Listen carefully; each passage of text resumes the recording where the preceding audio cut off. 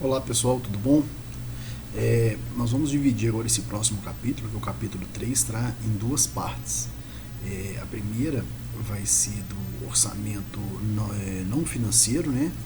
E depois, na segunda parte, nós vamos entrar no orçamento financeiro, ok?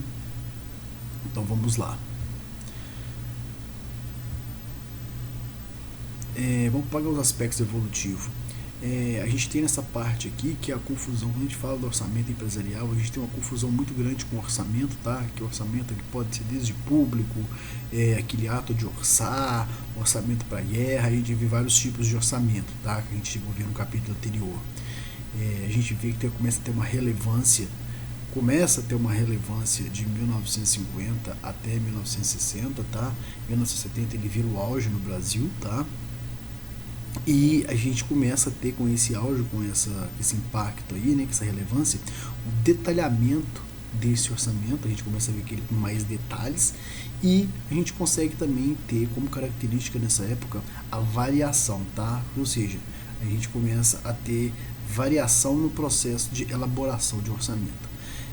Nem toda empresa trabalha da mesma forma, tá? Então, assim, uma pode usar esse modelo que nós vamos ver. Quando a gente fala modelo, essa estruturinha básica que nós estamos criando aqui. Vocês viram lá atrás que a gente pode fazer um orçamento através do plano de contas, através de um departamento, de uma atividade, tá, da empresa, de um setor, de um processo, né?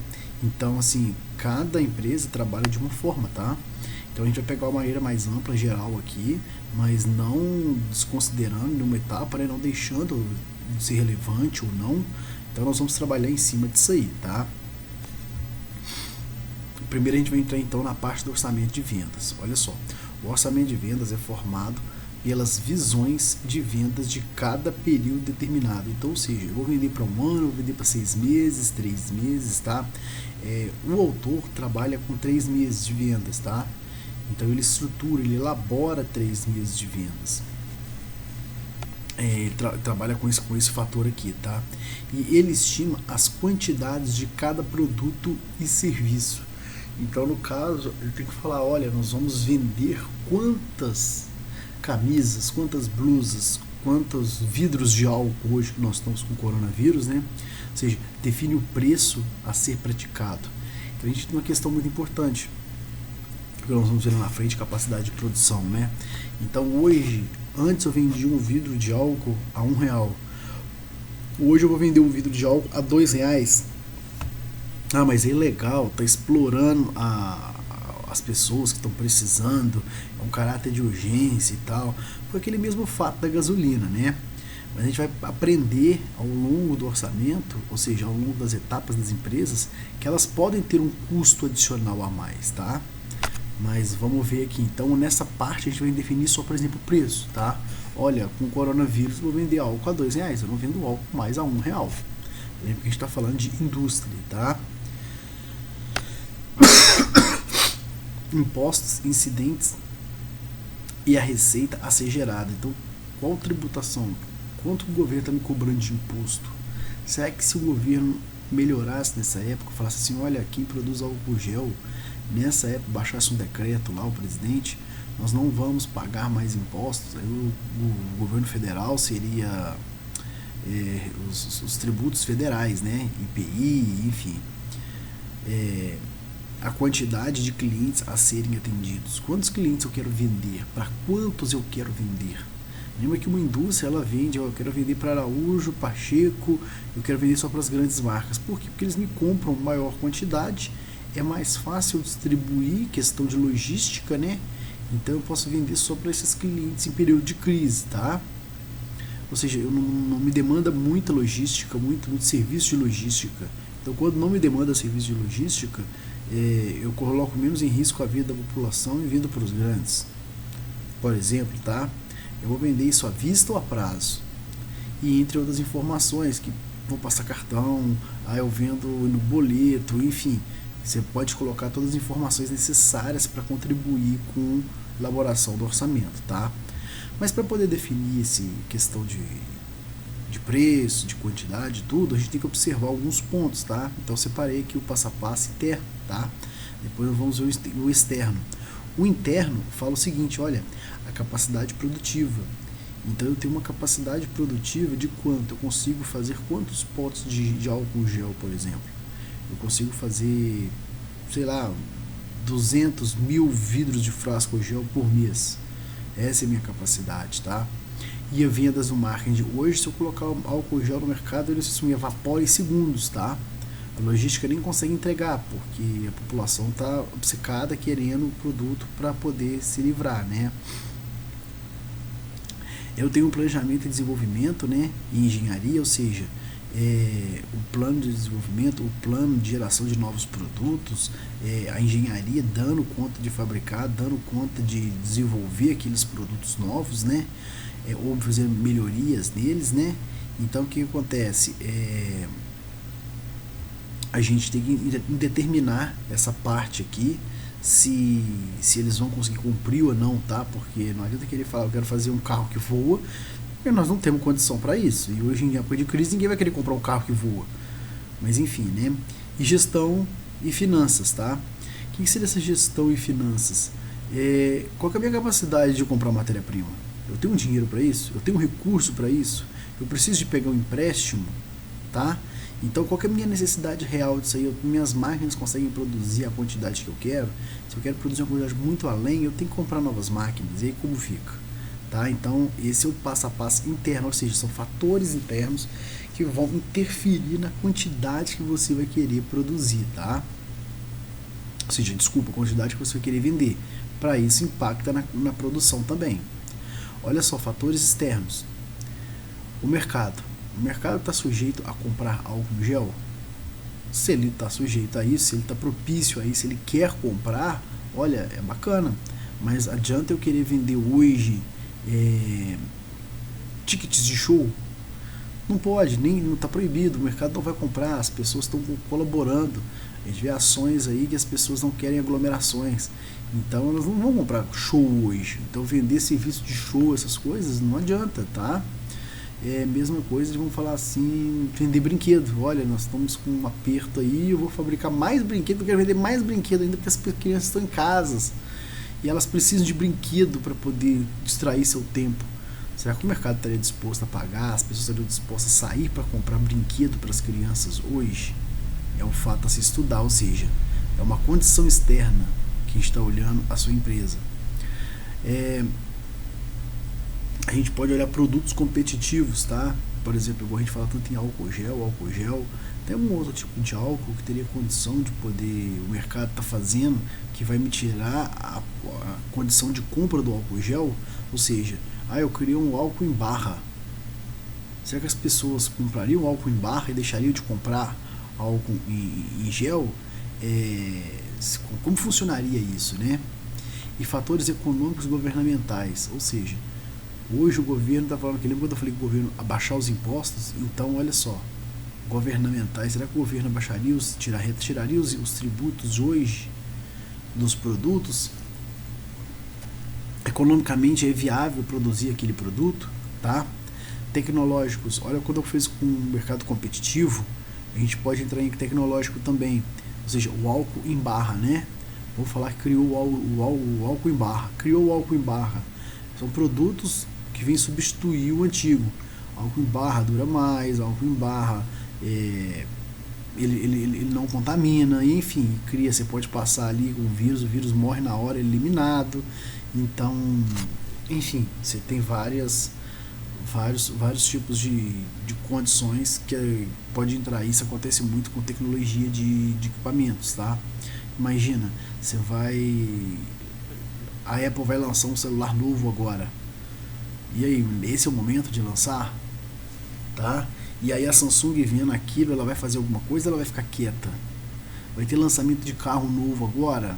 Tá? Olha pra você ver, são fatores tecnológicos que vão interferir em que sentido? No momento de crise, que isso aí atrapalha muito, tá? Aí tem outra parte também, que é a questão social. Vamos falar assim, igual no Rio de Janeiro. Deu aquela primeira vez que as pessoas foi em quarentena, todo mundo foi pra praia, né? Então, o pessoal foi pra praia e aí, a cultura de mandar o pessoal pra casa, essas coisas assim, não adiantou, tá? quando a gente fala que não adiantou, porque para que mandar o pessoal ficar em casa se eles estão indo para a praia fazendo aglomerações? Hoje a gente fala assim, será que a cultura mudou? Vou voltar um pouquinho no social. Eu tive um professor da FGV que ele me falou, ele passou uma aula pra gente de gerenciamento de recursos humanos, né? Que ele falou que as pessoas pegavam no Rio de Janeiro atestado, iam pra praia e voltavam bronzeadas. Ou seja, o carioca tinha esse hábito, tá? Não tô falando que isso é assim. Ele deu um exemplo de uma empresa que ele trabalhou e não vamos determinar que isso é como verdade, tá? A gente viu a questão do coronavírus, todo mundo na praia. Então, olha pra você ver, questões sociais. E vamos pegar a parte cultural agora. Hoje a cultura mudou, né? A gente fala assim que esses fatores sociais que o carioca gosta da praia. Ele entende que aquilo ali é legal, ele se diverte e tudo. Quando a gente pega na parte cultural, a cultura muda, a pessoa ganha consciência, tá? Então você veja, ou seja, a gente não vai mais à praia, o carioca não vai mais à praia. Eles mudaram essa visão deles, então assim, a cultura mudou ali de ir à praia, né? A questão ambiental, quando a gente fala em questões ambientais, eu estou prejudicando a natureza, tá? Por naquela região, vamos dizer assim, chove muito, e aí costuma dar muito alagamento, tá? E aí são questões ambientais que podem estar interferindo também na produção ou não de determinados produtos. Igual, por exemplo, voltar para o social aqui. Outra coisa, na favela do Rio de Janeiro, eles estão sendo solidários e eles estão distribuindo sabonete para quem precisa. Então você vê, com isso aumentou a venda de sabonete. Se tivesse álcool gel, aumentaria a venda de álcool gel também. Então são fatores sociais que contribuem com o seu plano de venda, o seu plano de produção, né? Falando que nós estamos no plano de vendas. Dados, então vamos lá. Fonte de informação para poder fazer o orçamento de vendas, tá? Então, de onde que eu vou tirar esses dados? Então, nós temos aqui dados históricos, tá? Esses dados históricos, eu vou ter que pegar, eu vendo muito no passado, não vendo? Será que teve alguma época de crise que eu vendi, o quanto eu vendi? Será que eu tinha concorrentes naquela época? São os mesmos de hoje, tá? Tendências econômicas gerais ou fatores como taxas inflacionárias, taxa de juros, crescimento da população e gasto com o pessoal. Olha, antes, quando eu vendia meu álcool gel vamos dizer assim, em Minas Gerais, eu tinha a mesma quantidade de população? As pessoas gastavam mais ou gastam menos? Tinha inflação na época, ou seja, o meu preço hoje era daqui 2 meses era outro. Será que tinha esse aumento de preço? Sim. Fatores regionais e locais que afetam as vendas, tá? Hoje nós não temos afetar negativamente, a gente tem um afetar positivamente se tratando de álcool gel, né? Mas imagina uma empresa que fabrica pneus de carro. Esse pneu não vai vender, ele vai ficar lá. As pessoas não vão trocar de pneu agora. Porque o meu pneu acabou, tem que trocar porque eu estou rodando. Pelo contrário, as pessoas pararam de rodar, né? Mudança de preço previstas em custos de compras e de vendas. Olha, vamos falar um pouquinho aqui. Eu vou falar em venda, né? Então o álcool gel dobrou de preço. Então se ele dobra de preço, o que acontece? Será que a empresa ela tem dificuldade em comprar matéria-prima? Então, se ela tem dificuldade em comprar a matéria-prima, será que o preço dela continuaria o mesmo? Ou ela dobraria o preço também? Dobrou a matéria-prima, tem uma necessidade de cobrar um preço maior, tá? Então, assim, é lei da demanda e oferta, né? Mas lembrando que quando fala demanda e oferta, nós temos fatores que podem sofrer interferências, tá? Vamos lá, eu tenho que produzir exaustivamente, pagar hora extra para todas as pessoas para poder fabricar matéria-prima. Ou seja, quando eu vou vender aquilo ali, tem que pagar mais caro, tá? Plano de marketing previsto. Ou seja, o plano de marketing, eu vou fazer propaganda aonde para poder vender? Olha, se tratando de álcool gel, a gente não tem plano de marketing nenhum. Se você colocar falei para Araújo, falou assim, Araújo, eu vou te vender 1 tonelada de álcool gel. A Araújo te compra correndo. Ela te compra sem questionar nada. E ela revende aquilo tudo ali, tá? Assim como o Pacheco, assim como outras drogarias e redes, né? Vamos dizer assim, um supermercado também, isso aí. Você pega um grupo Pão de Açúcar e vende 1 tonelada de álcool para eles. Nossa, eles compram e consomem em segundos. O impacto de novos produtos, mudança na linha de produtos inteira. Ou seja, lembra que eu falei do álcool em barra? Vamos criar o álcool em barra então assim, entrou um álcool em barra muito mais fácil, prático de fazer e limpa e desinfeta as mãos. Acabou. Faço propaganda, aí eu entro com o plano de marketing, entendeu? E aí eu consigo vender assim, igual água. No momento de crise, tá, gente? Ou que o cara não vai ter como comprar o álcool gel, ele tem que experimentar o meu produto, tá? Então aí ele compra o meu álcool em barra. Outros fatores, como eventos políticos, ilegais e mudança de tempo. Às vezes em determinada região está muito seco ou está muito frio e aí por um motivo qualquer uma pessoa não quer comprar aquele tipo de álcool porque ele resseca as mãos e enfim, ou seja, eu entro em fatores sociais e culturais aí, entro em questões de mudança de tempo, frio ou calor pode fazer isso aí, o governo pode proibir a venda de álcool em barra, alegando que não tem funcionalidade como deveria ter, né? E eventos políticos que agora não se vende mais álcool em gel, porque igual aconteceu no passado, né? Não se vende mais álcool em líquido com 98 graus, porque 92 graus, não pode vender acima de 70, porque era risco de incêndio, tá? Então aí gerava esse transtorno aí, né? Então surgiu eventos políticos, né? Então vamos lá para o orçamento de vendas agora. Olha, o autor trouxe aqui, ele falou assim lá no livro texto, ele fala, olha, nós vamos vender 3.000, depois 3.500, depois 4.000. Então nós vamos começar a vender por 3.000 e vamos ter uma variação de R$500, de 500 produtos mês a mês. Então aqui é a previsão de vendas em unidades, aqui são produtos. Então vamos falar 3.000 álcool gel, 3.500 e 4.000. Se fosse abril, 4.500, tá? Então vamos lá, preço unitário. O preço unitário é R$80 que ele colocou, então 3 vezes 8, 240 mil, 3.500 vezes 8, 280 e assim por diante, tá? Então o total de vendas de receita bruta são essas aqui. Aí ele falou que como vendas diretas, tá? O que são essas vendas diretas? São, vamos falar assim, vendas diretas, são os impostos diretos. Os impostos diretos são o quê? O ICMS, por exemplo, que ele é em cima da venda, né? Então ele cobra os 20% em cima da venda. Então, olha, ou seja, 48 mil, 56 mil e 64 mil, ou seja, 20% vezes o que? Os 240 mil, tá? Que aí eu vou chegar nos 48 mil. E aí a receita líquida é o que? O total de vendas menos os impostos, que eu vou chegar na minha receita líquida de 192 mil, tá? Então aqui eu tenho meu orçamento de vendas, essa tabelinha aqui que vocês vão fazer no exercício no final do livro, tá? No final do livro tem esse exercício aqui, então vamos ficar atento, tá bom? O orçamento de vendas se resume só a essa tabela, tá? Fica bem simples, bem tranquilo. Produção e fabricação. Então vamos partir agora. Antes de estar vendendo, agora a gente vai produzir e fabricar. Quando o orçamento de vendas for completando a próxima fase, entra em ação, ou seja, o orçamento de produção. Ou seja, a próxima etapa, né? O objetivo é assegurar um nível de produção suficiente para atender a demanda prevista de vendas, tá? Então, ou seja, a ideia é manter essa demanda de vendas, a produção.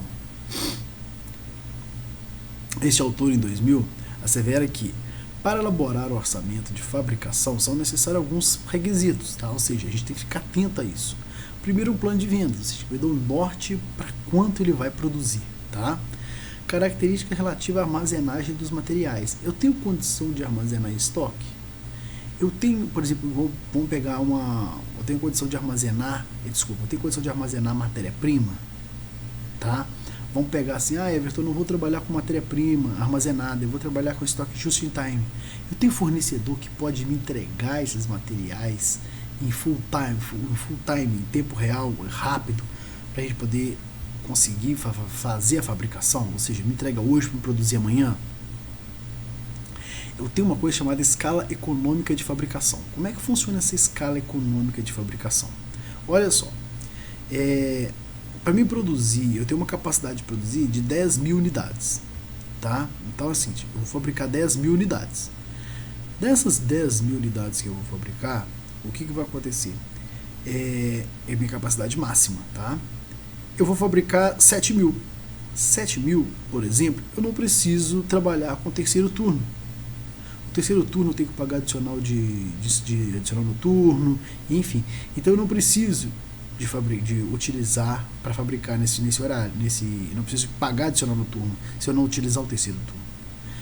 Então o que acontece? Mas no caso, por exemplo, de crise agora, eu começo a fabricar o álcool gel no terceiro turno, eu tenho um custo a mais por isso.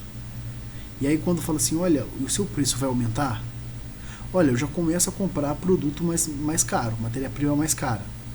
Eu já começo a gastar com adicional noturno.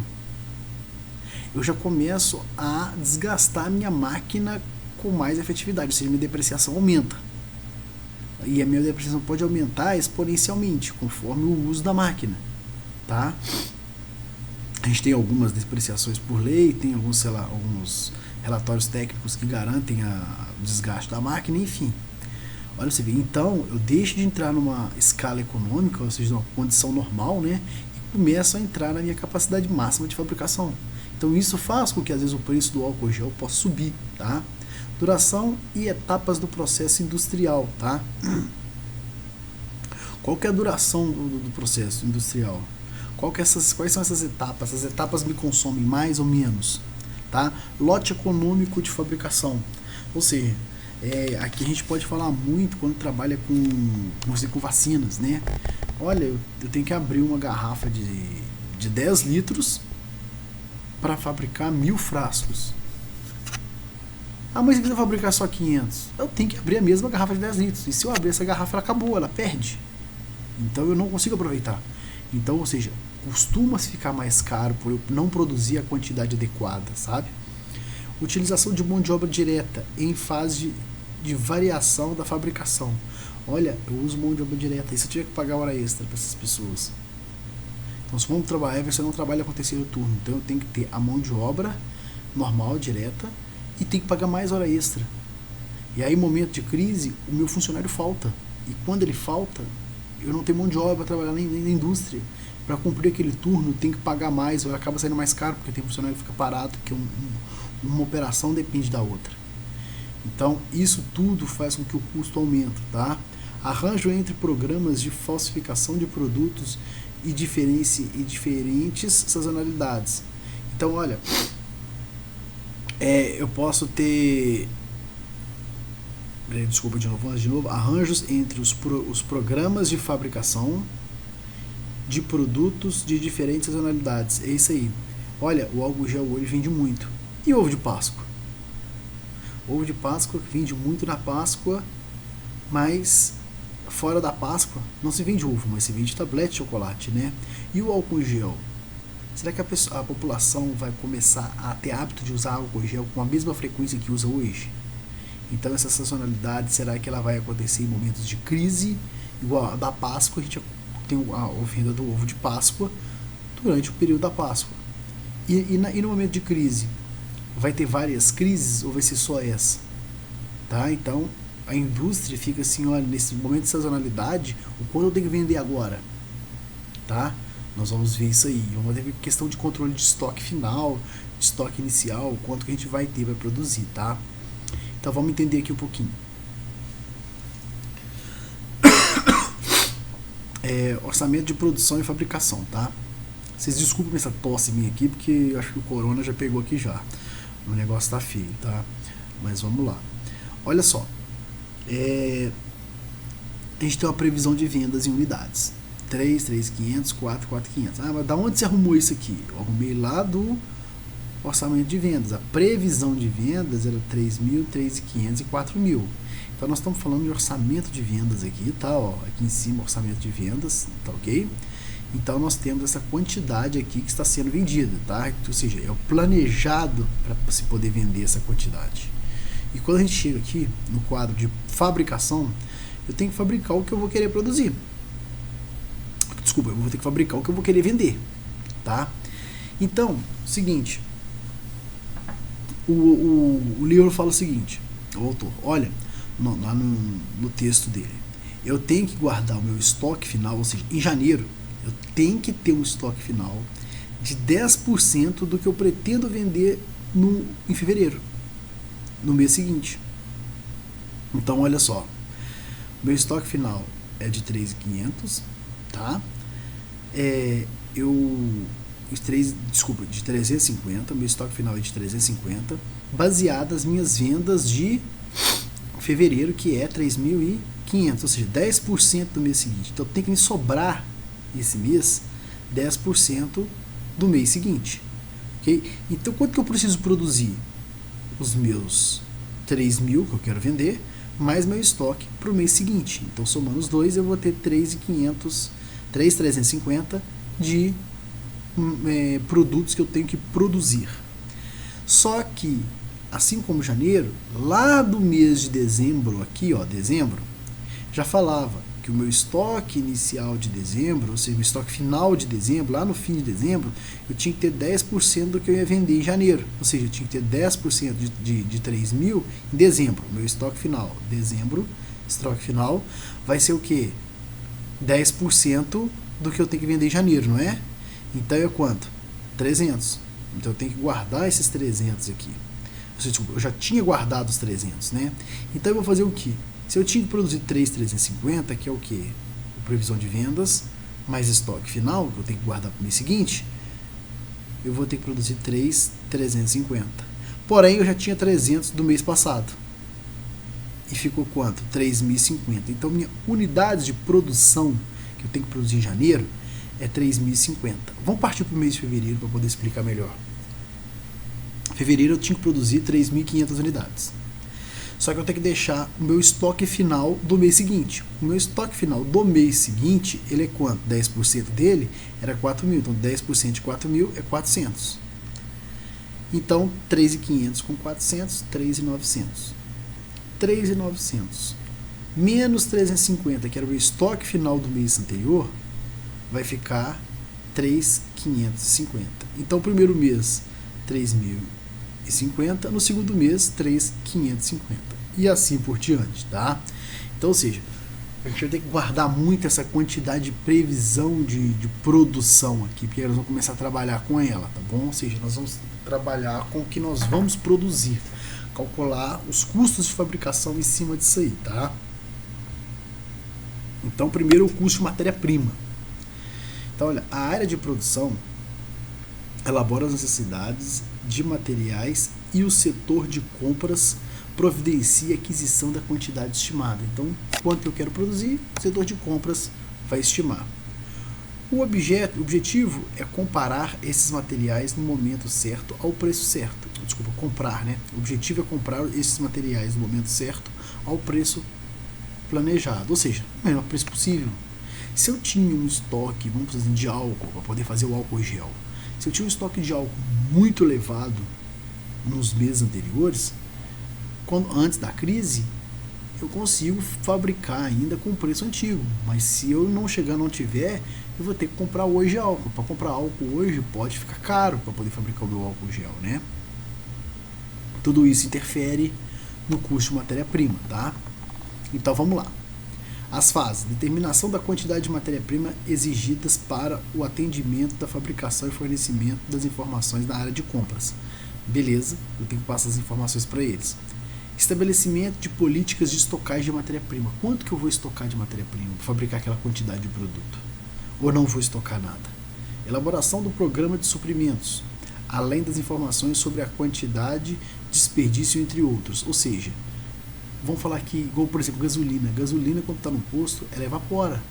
Você comprou 10 litros, daqui a um tempo ela tem 950 ml. Teve algum desperdício? Acontece isso dentro do processo de produção? Quando abre uma garrafa de álcool, perde uma quantidade lá? Tem que analisar, tá? Determinação do custo estimado de matéria-prima necessária à fabricação, tá? Ou seja, a gente vai estimar qual que é o custo para fabricar aquele produto. incluindo o plano de investimento e informações na área financeira, tá? Ou seja, nós vamos passar todos os dados para eles. Tem condição de comprar? Como que funciona? Olha só, nós vamos com a questão de matéria-prima. Previsão de produção em unidades de matéria-prima. Olha só, a quantidade que eu vou produzir em unidades: 3.050, 3.550 e 4.050. Da onde que eu tirei esses dados aqui, desses valores? Lá dessa tabela de produção e fabricação, tá? Aqui, a minha quantidade de venda é 3, 3.500 e 4. Aqui, ó, é produção de previsão de produção, da quantas unidades eu vou produzir, tenho necessidade de produzir. 3.050, 3.550 e 4.050. Aqui, cheguei nesses valores aqui, tá? O autor fala que eu gasto 2 quilos por unidade. Então, eu vou multiplicar pelo 2 e vou chegar no valor de total de quilos de matéria-prima de 6.100, 700 e 800 quilos de matéria-prima. Só que a mesma coisa que aquela história do estoque final, tá? Ou seja, eu tenho que guardar o quê? 10%, olha, 10% da minha necessidade de matéria-prima para o mês seguinte. Então, o mês seguinte não é 700, eu vou ter que guardar 10% dele, tá ok? Então, qual que é a necessidade de compra que eu tenho que ter de matéria-prima? É o 6.100 mais o 710, que dá 6.810. Essa é a minha necessidade de compra de matéria-primas em quilos, tá? Só que eu tenho que tirar menos o estoque inicial. É a mesma coisa, ele pega do mês anterior. Então, de dezembro. De dezembro tinha o estoque inicial de 6.100, que é 10% do mês de janeiro. Olha para você ver fevereiro. Meu estoque inicial de fevereiro, ele não é 10% do mês anterior, ou seja, 10%, esse 10% ele não foi calculado em cima do que eu precisava em fevereiro. Olha a setinha aqui, ó. Eu falava que o meu estoque final, ele era o quê? 10% da minha necessidade de fevereiro, porém, no final de janeiro, que ele é o estoque final de janeiro, ele é o início de fevereiro, tá? O 7.100. Então, aqui é o 6.100. Aqui determinou que é 10%. O autor falar que 15% faz baseado em 15%. Se ele falar que 5% faz em 5%, tá? Então, 6.810 menos os 610, eu tenho 6.200 quilos. Quanto custa essa matéria-prima? 5 quilos, R$5 o quilo. Então, 5 vezes 6.200, 31.000, tá? Esse é o estoque de matéria-prima. Custo de mão de obra direta. São determinadas as horas necessárias para atender a fabricação estimada, onde existem diferentes níveis de complexidade de mão de obra. Estas devem ser especificadas e separadas no momento da elaboração do orçamento, ou seja, quantas horas eu gasto para fabricar o meu produto.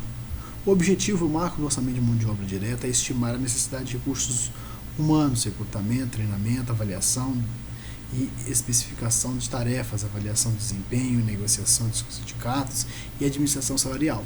Olha só, a faculdade hoje ela não pode abrir as portas por ordem do sindicato, tá? Então os professores têm que trabalhar em casa. E o pessoal administrativo, como fica? Como fica o trabalho deles durante esse momento de crise, tá? Então a gente tem essa negociação com o sindicato, quando ele fala isso aí, enfim, vários itens têm que ser levados em conta, tá? Nós vamos trabalhar numa condição normal aqui, conforme o livro determina, tá?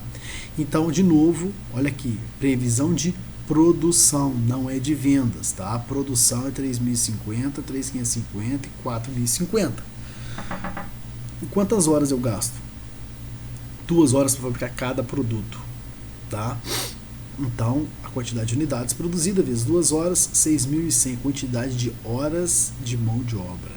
Qual é o valor da mão de obra? Aqui no caso está R$10, tá? Mas lembra, quando for calcular, vocês pegarem uma empresa aí, já tem que saber quanto que é o custo de uma mão de obra. Você paga para o seu funcionário R$5, mas tem todos os encargos trabalhistas e férias, 13º, a gente tem que colocar tudo isso no papel e vamos supor que de R$5 foi para 10. Então você sabe que o custo de produção ali, para cada de valor de hora de mão de obra, é R$10. Então R$10 vezes os 6.100, 61.000, 71.000 e 81.000 por diante, tá ok? Os custos indiretos de fabricação, tá? Então, o que nós fazemos aqui? Primeiro, nós colocamos os custos direto, que é a matéria-prima, tá bom? Depois, o outro custo direto, que é a mão de obra direta. E agora a gente vai entrar no custo indireto de fabricação, tá? Esse é o custo indireto. Então, a gente está fabricando o produto. Os custos indiretos de fabricação abrangem todos os custos fabris, que não podem ser classificados como mão de obra direta e matéria-prima direta, e são incorridos em nível de departamentos ou em nível de fábrica como um todo. Ou seja, quem já viu custos já tem aquela parte de departamentalização, enfim, tem a parte dos custos indiretos, você pode colocar de maneira, tem por atividade, cada indústria vai trabalhar de uma forma, né? Então fazem parte dos custos indiretos de fabricação, seguros, aluguéis de fábrica, seguros de terceiros, energia elétrica, água, enfim, tá? São os consumos, os recursos não utilizados diretamente na fabricação do produto, tá? Então vamos entender como que preenche essa tabelinha aqui agora dos custos indiretos de fabricação. Olha só, vamos ler o que o doutor colocou aqui. A empresa Floripa prevê que parte dos custos indiretos vão variar com base nas horas orçadas, mão de obra direta. Então, ou seja, deixou bem claro que vai variar conforme a mão de obra direta, tá? Tudo vai ser conforme mão de obra direta. Bacana? Então é o seguinte, materiais indiretos. Quando a gente fala assim, ó, com base, vou reforçar aqui, com base nas horas orçadas de mão de obra direta. Horas, tá? De mão de obra direta. Então é o seguinte, materiais indiretos, ele fala que dá R$1. Então aqui, por que deu 61 mil aqui, ó, materiais indiretos? Por que chegou em 61 mil? Vamos lá na mão de obra. Olha só, a quantidade que eu vou produzir vezes a quantidade de horas, eu cheguei na total de mão de obras. Então é 6.100, tá? Não é 61 mil, é 6.100. 61 mil é o valor da mão de obra. Aqui é a quantidade de horas. 6.100, 7.100 e 8.100. Então olha lá, vezes R$1 de material indireto, 6.100, 7.100 e 8.100, tá? Mão de obra indireta, 1,50.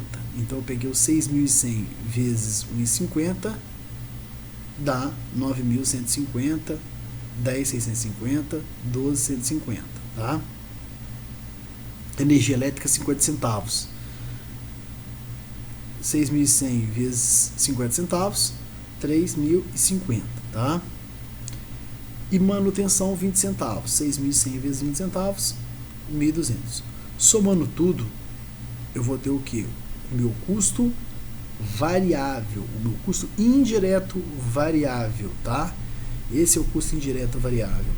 Depois eu tenho o que? Os meus custos fixos. O que o autor fala sobre os custos fixos? Antes de entrar no custo fixo, olha o que ele, só para explicar o que eu acabei de falar. Assim, para 6.100 horas de mão de obra direta, são orçados materiais indiretos do valor de 6.100 vezes R$1. Foi todos os cálculos que eu fiz, tá? A empresa também reconhece que a parte da manutenção é fixa e são assumidos os seguintes custos fixos. Então, a parte da manutenção que é fixa, ela não vai variar, tá? Então, vai ser todo mês aquilo. Então, salário de supervisão, depreciação, taxa de seguros, manutenção, eu tenho o total do fixo. Então, o que o exercício fez? Ele pegou o total variável mais o total do fixo, dos custos indiretos, e eu tenho que um total de indiretos de 52.720. Então, quando ele pegou os 52.720, o que vai acontecer? Ele somou do lado de cá também em fevereiro e março, né? Então ele chegou a 55, 59. Então aqui, as horas de mão de obra direta, aqui, ó, que é só a quantidade de horas, o que ele fez? Ele fez o seguinte, ele somou todos esses valores, esse, que deu 167.760. Dividiu por 21.300. Da onde que chegou 21.300? Somou todas as horas de mão de obra direta e colocou aqui os 21.300. Quando ele fez a divisão, ele chegou em 7,88. 7,88 é o que? são os custos indiretos de fabricação por hora de mão de obra. Então vamos focar isso aqui. O que é o 188? É o custo direto de fabricação por hora de mão de obra direta. Por que é por hora de mão de obra direta? Todos os variáveis foram multiplicados pela mão de obra direta, ou seja, foi calculado em cima de horas de mão de obra direta. E aí ele dividiu aqui. Por que foi escolhido mão de obra direta? O autor que escolheu. Ele pode escolher por matéria-prima? Pode. Ele vai informar isso lá. Então não é sempre que vai ser, não. Conforme o autor determinar, ele vai informar isso aí, tá ok? Despesas de vendas e administrativas, tá? A despesa administrativa de vendas financeiras do pessoal inclui todos os gastos necessários para a gestão das operações da empresa e também os itens relativos ao pessoal, viagens, telefone, correio, fax, material de escritório, depreciação dos bens de escritório, seguros, taxas, energia elétrica, enfim. Olha só. Então, o que ele colocou aqui, essa figurinha para poder ilustrar? O que são as despesas de vendas e administrativa? Todo o gasto que a empresa tem para poder gerar receita, tá? Foca nisso aqui. E aonde acontecem esses gastos? Na administração e na venda, ou seja, gasto para gerar receita, gasto para a fabricação, tá?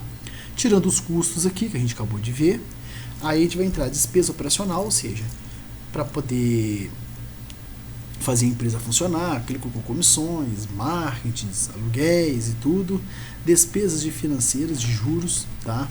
Empréstimos, tudo, os impostos do governo, tá? E aí eu tenho a receita líquida, tá? Então, para eu poder chegar nessa receita líquida, eu preciso de somar todos esses gastos e subtrair das vendas, né? Então vamos lá. Despesas de vendas administrativas. Então vamos lá. Primeiro item que nós temos é comissão de vendas, R$3. E frete, R$1 por unidade. Então como é que eu vou saber qual que é a minha unidade que eu estou vendendo? Não é fabricando mais, que eu estou vendendo. Então eu vou voltar lá em cima, lá no orçamento de vendas, tá? Olha aqui. Qual que é a minha estimativa de venda? 3, 3.500 e 4, tá? Estou no orçamento de vendas, 3, 3.500 e 4. Então vamos voltar lá para a gente ver.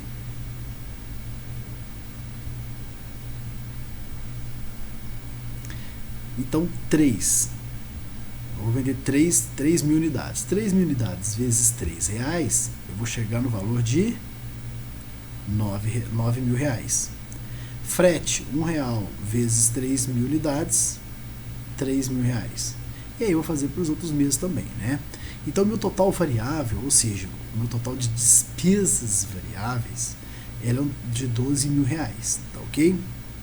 Aí depois ele fala o seguinte, olha, ele explica o cálculo, vou ler para vocês aqui, por exemplo, no mês desejado, no mês de janeiro é esperado uma venda de 3 mil unidades. Assim, despesa com comissão de vendas é de R$9 mil, ou seja, 3 mil vezes 3 e o frete de 3 mil vezes R$1. Beleza.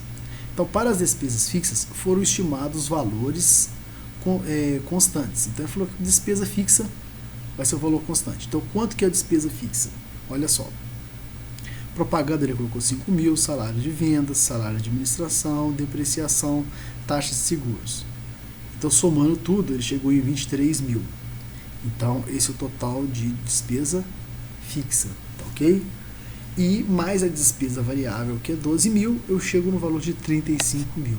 Em fevereiro, 37 mil. E em março, 39 mil. Então, esses são os valores que vão ser assumidos nisso aí, tá? Então, ou seja, as despesas de vendas administrativas calculadas. E, para o próximo vídeo, a gente vai entrar na outra parte, que são o orçamento financeiro. O que nós vimos foi o orçamento não financeiro, tá ok? Um abraço aí, obrigado.